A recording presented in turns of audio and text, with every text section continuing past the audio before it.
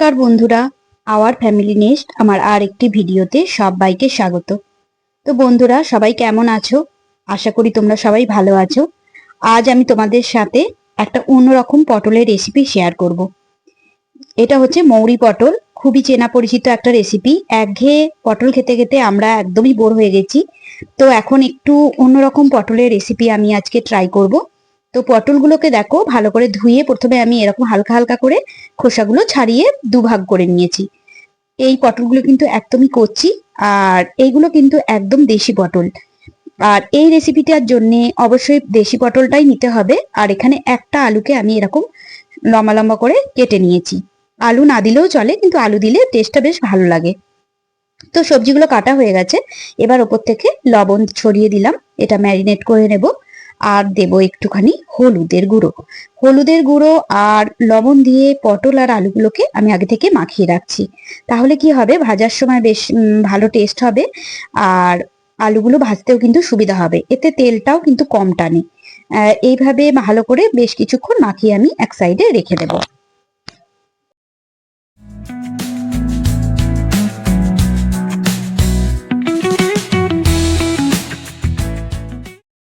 তো অন্যদিকে দেখো, এখানে আমি কিছুটা নারকেল এরকম ছোট ছোট করে কেটে আগে থেকেই ভালো করে ধুয়ে নিয়েছি। তো এটা আমি এখন একটু নারকেলের দুধ বার করে নেব। তার জন্য এইভাবে কেটে আমি মিক্সির জারের মধ্যে দিয়ে দিচ্ছি, দিয়ে ভালো করে পেস্ট করে নেব।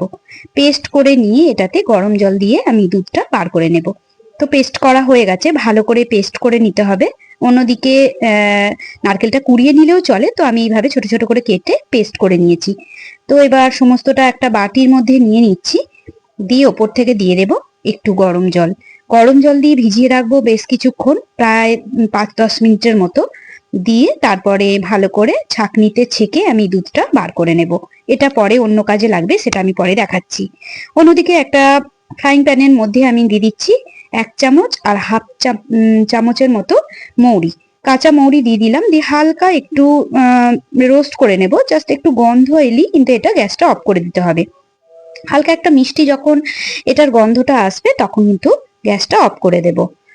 দিয়ে একটা ছোট্ট মিক্সির জার নিতে হবে, যতটা ছোট নেওয়া সম্ভব ততটা নিলেই ভালো হয়। দিয়ে এটা একটু ভালো করে মিক্সিতে ঘুরিয়ে একটু গুঁড়িয়ে নেব।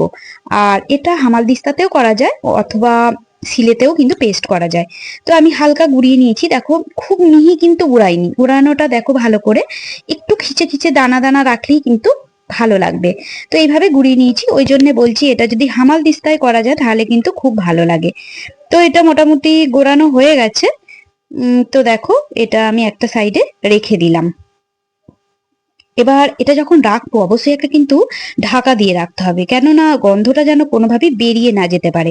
তার জন্য অন্যদিকে ঢাকা দিয়ে রেখে দিলাম।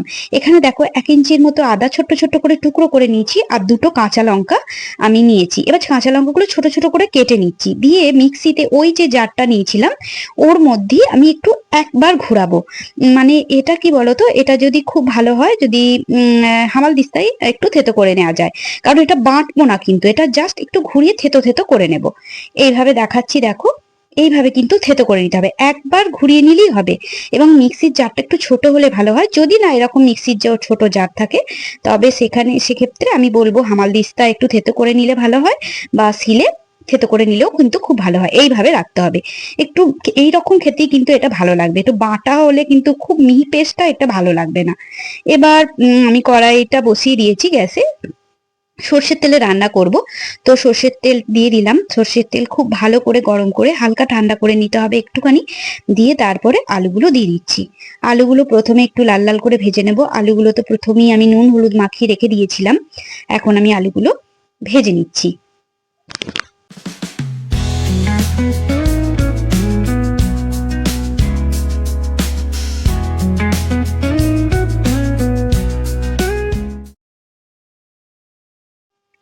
তো আলুগুলো মোটামুটি লাল লাল করে ভেজে নিতে হবে, এর জন্য একটা ঢাকা দিয়ে দিলাম। এখন ঢাকা দিয়ে আলুগুলো একটু ভালো করে ভেজে নেব। তো দেখো দেখাচ্ছি, এখনো কিন্তু ভালো করে আমি ভাজিনি, আর একটু কিন্তু ভালো করে লাল লাল করে ভেজে নিতে হবে। আর এখানে আমি চন্দ্রমুখী আলু ব্যবহার করেছি, এতে টেস্টটা কিন্তু দারুণ হয়, আর আলুটা সেদ্ধ হতেও কিন্তু কম সময় লাগে। তার জন্য আমি চন্দ্রমুখী আলুই ব্যবহার করেছি। জ্যোতি আলু কিন্তু দিলে খুব ভালো হবে, এবং যদি নাও দেওয়া হয় তাহলেও কিন্তু খারাপ হবে না। তবে একটু আলু দিলে কি হয়, ভালোই লাগে খেতে।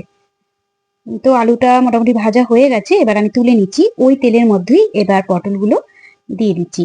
পটলগুলো কিন্তু খুব লাল লাল করে ভাজবো না, খুব বেশি ফ্রাই হবে না, একটু সবুজ সবুজ থাকলে দেখতে কিন্তু ভালো লাগবে। তাই হালকা করে একটু নেড়ে চেড়ে একটু ঢাকা দিয়ে এটা ভেজে নেব।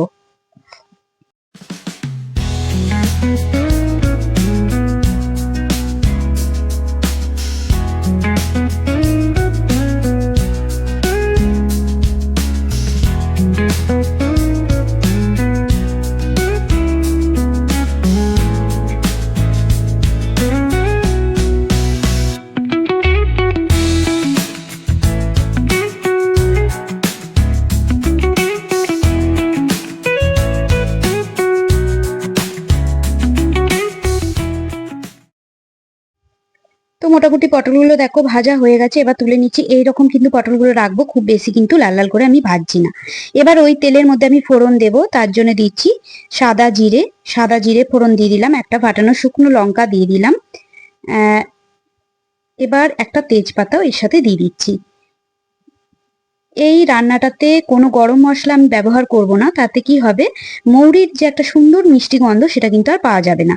তার জন্য এইটুকু দিলেই যথেষ্ট। এবার যে মৌরি গুঁড়োটা করে রেখেছিলাম সেটা ফার্স্ট স্টেপ দিয়ে দিলাম। এটা দুটো স্টেপে দেব। ফার্স্ট স্টেপ আমি দিয়ে দিচ্ছি তেলের মধ্যে, দিয়ে একটু তেলের মধ্যে ফ্রাই করে নেব। গ্যাসের আঁচটা কিন্তু একদম লোতে রাখবো, না হলে কিন্তু এটা পুড়ে যেতে পারে। তার জন্য গ্যাসের আঁচটা একদম লো ফ্লেমে রেখে এটা হালকা করে ভেজে নিচ্ছি।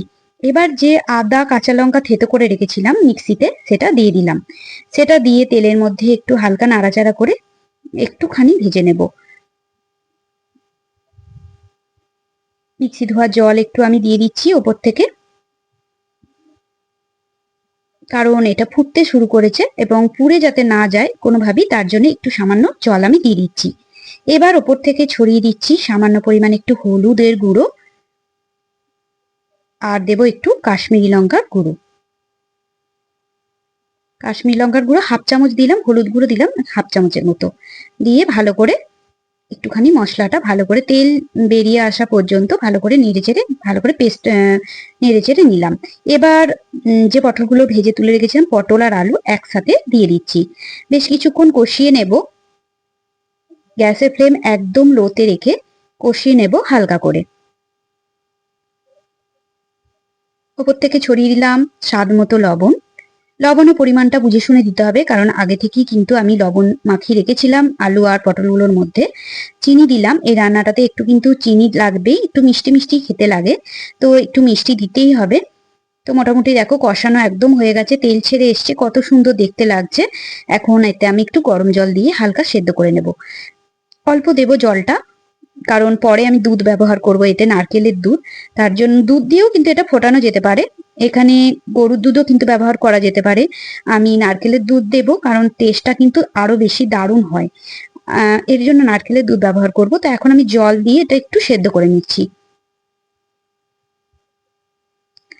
ঢাকা দিয়ে দেব, ঢাকা দিয়ে এটা সেদ্ধ হতে দেব।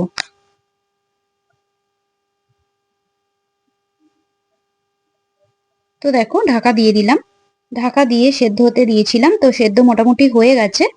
তো রান্নাটা আমার অনেকটাই এগিয়ে এসছে, কিন্তু এখনো পুরোপুরি হয়নি। দেখো আলুগুলো কিন্তু একদম সেদ্ধ হয়ে গেছে। এই পর্যায়ে আমি যে নারকেলের দুধটা রেডি করে রেখেছিলাম সেটা দিয়ে দিচ্ছি। এক বাটির মতো দুধ বেরিয়েছে, সেই দুধটা এখন দিয়ে দিলাম। এখানে নারকেলের দুধের পরিবর্তে গরুর দুধও ব্যবহার করা যেতে পারে, তবে নারকেলের দুধ দিলে টেস্ট কিন্তু অনেক গুণ বেড়ে যায়। সেই জন্য নারকেলের দুধ কিন্তু ব্যবহার করা গেলে খুবই ভালো হয়।